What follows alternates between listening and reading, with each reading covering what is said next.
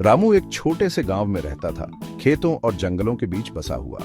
वो एक सीधा साधा आदमी था, हाथों में मोजोली और चेहरे पे एक प्यारी सी मुस्कान। हर दिन उगता हुआ सूरज आसमान को सुनहरे और नारंगी रंगों से रंग देता था। ये रामू के लिए अपने दिन की शुरुआत करने का इशारा था। रामू एक लकड़हारा था। ये हुनर उसकी फैमिली में पीढ़ियों से चला आ रहा था। उसका दिल लकड़ी के लिए गहरे प्यार से भरा था। वो हर टुकड़े को श्रद्धा से देखता था। उसे सिर्फ लकड़ी नहीं बल्कि कहानियां दिखती थीं जो सुनाई जानी बाकी थीं।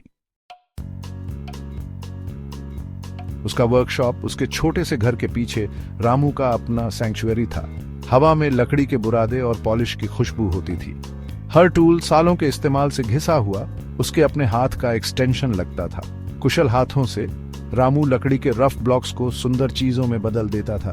बच्चों के लिए टॉयज, घरों के लिए मजबूत फर्नीचर, इंट्रिकेट कार्विंग्स जो जिंदा लगते थे। उसका काम सिर्फ बढ़ईगिरी नहीं थी, ये एक कला थी, पैशन और पेशेंस से पैदा हुई।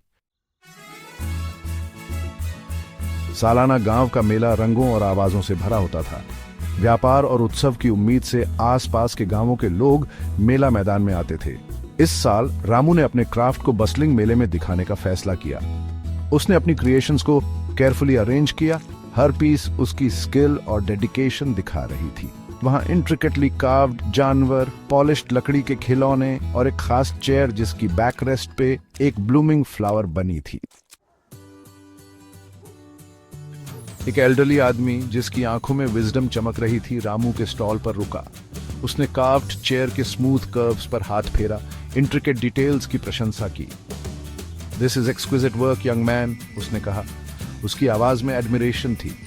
आदमी के शब्द जेन्युइन अप्रिसिएशन से भरे रामू के दिल को छू गए। ये सिर्फ एक सेल नहीं थी, ये उसके सालों की डेडिकेशन की पहचान थी।